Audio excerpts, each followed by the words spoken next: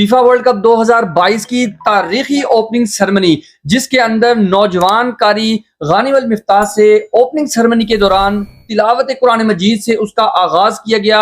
और वो ऐसा कमाल का मंजर था कि सुनने वाले तमाम लोगों के ऊपर रिक्कत तारी हो गई। और जो स्पेशली अमेरिका का जो अदाकार था, नामवर अदाकार मॉर्गन फ्रीमैन, उसके ऊपर इतनी शिद्दत से रिक्कत तारी होगी कि वो आकर स्टेज के ऊपर बैठ गया कारी साहब के पास और गानिम अल मिफ्ताह से सवाल करने लगा कि यार दुनिया के अंदर इतने सारे मज़ाहिब हैं, इतने सारे कौमें हैं, इतने नस्ल के लोग हैं, वो किस तरह से मिलजुल कर रह सकते हैं, किस तरह से उनको फर्क किया जा सकता है। तो उन्होंने आगे से सूरह हुजरात की आयत की तिलावत की। उसका तर्जुमा कुछ यूं था कि कबीले, कौम, मुमालिक सब पहचान के लिए हैं। तुम में से सबसे बेहतरीन वो है जो तुम में सबसे ज्यादा मुत्तकी और परहेजगार है। ये इस्लाम की प्रचार का सबसे बेहतरीन तरीका था और मैं समझता हूं कि कतर ने यहां पर एक मिसाल कायम कर दी और इस्लाम को इस तरह से रिप्रेजेंट आज तक किसी ने नहीं किया। और ये तारीख के एतबार से सबसे बेहतरीन ओपनिंग सेरेमनी थी। अभी तक किसी भी टूर्नामेंट की, किसी भी फंक्शन की ओपनिंग सेरेमनी इस अंदाज से नहीं की गई। इससे पहले भी हम देख चुके हैं कतर के अंदर जब स्टेडियम का इफ्तिताह हुआ था तो उसका इफ्तिताह भी कुरान पाक की तिलावत के साथ किया गया।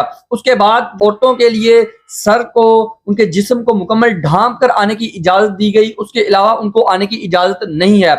यहाँ पर हम बात करते हैं गानिम अल मिफ्ताह की, जो इस वक्त काफी ज्यादा सुर्खियों में चल रहे हैं और वो माजूर भी हैं। पैदाइशी तौर पर उनका कुछ मसला था, वो रीढ़ की हड्डी जो है उनकी वो ग्रोथ ना कर सकी, नीचे जिस्म मुकम्मल ना हो सका।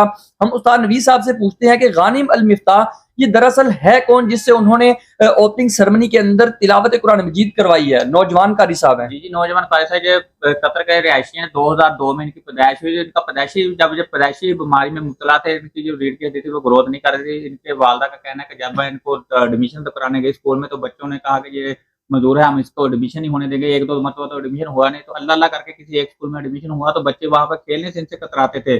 लेकिन अल्लाह की शान देखें कि ये बच्चा हाथ से फुटबॉल भी खेल लेता है, जो 200 मीटर की गहराई पानी के अंदर की गहराई में भी तैर भी लेता है। और इसकी और इतना ये टैलेंटेड बच्चा है कि इसकी आज 6 शाखें जी आइसक्रीम की। गरीसा आइसक्रीम नामी एक ब्रांड है कतर के अंदर, उसके ये मालिक भी हैं। 6 इनकी ब्रांचेस हैं और 60 मुलाजमीन हैं। 60 मुलाजमीन। इसके अलावा इसकी जो अहम बात जो है कि 2017 में जो सऊदी अरब उम्रा करने गए तो व्हील चेयर, इन्होंने कहा कि व्हील चेयर मुझसे ले ली जाए, मैं अपने हाथों पे उम्रा करूंगा। सुभान अल्लाह, इससे ज्यादा क्या बात हो जाती है।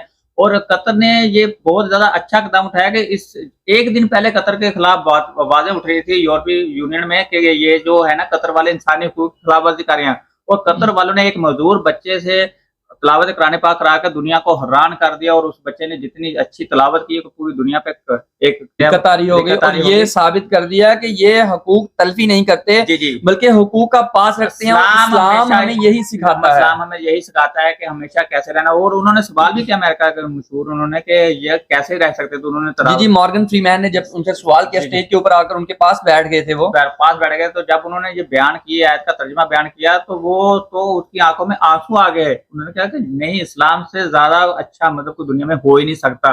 तो ये उनके बयान थे। जी बिल्कुल। कतर जो है फीफा वर्ल्ड कप की होस्टिंग के साथ साथ इस्लाम को इस आला मेयार के पैमाने के ऊपर रखकर रिप्रेजेंट कर रहा है कि मैं कहता हूँ उसकी कोई दूसरी मिसाल हमें पूरी दुनिया में नहीं मिलती, पूरी तारीख में नहीं मिलती। नहीं, मैं यहाँ पर कतर वालों को ये सलाम भी पेश करता हूँ कि उन्होंने पूरी उम्मत मुस्लिम में हमारा सर फख्र से बुलंद कर दिया। सऊदी अरब के शाह मोहम्मद सलमान भी थे उसमें उन्होंने फख्र या ये बयान भी दिया है कि मेरा सर आज फख्र से बुलंद हो गया इस तकरीब में आकर, लड़ा कि वो सऊदी अरब के बादशाह हैं। बिल्कुल। और कतर ने यहाँ पर हजारों की तादाद में उलमाए कराम को हायर किया है कि वो ग्राउंड में आए, इस्लाम का प्रचार करें, इस्लामी तालीमात आम करें। और इर्द गिर्द स्टेडियम के इर्द गिर्द जितनी भी मसाजिद थी उन्होंने उन सब के मौजन तब्दील कर दिए।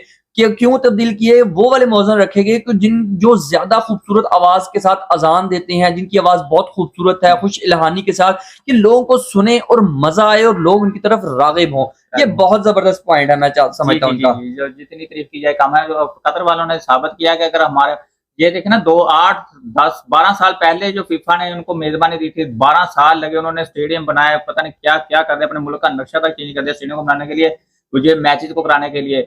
तो क्या था, वो ये भी कर सकते थे कि यूरोपों के लिए पूंजी ना लगाते, उनको आने लेने देते, लेकिन नहीं, उन्होंने कहा कि हमारे मुल्क का एक निज़ाम है, हम एक इस्लामी मुल्क है। और उन्होंने बताया कि इस्लाम किसी को दुख नहीं देता, तकलीफ नहीं देता, आपको मसला जब होगा तो आप बताना।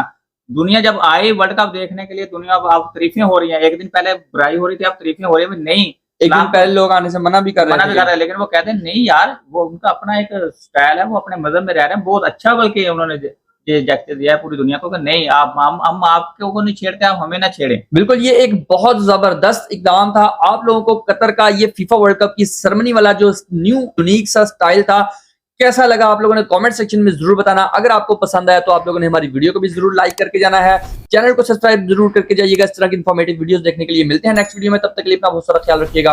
अल्लाह हाफिज।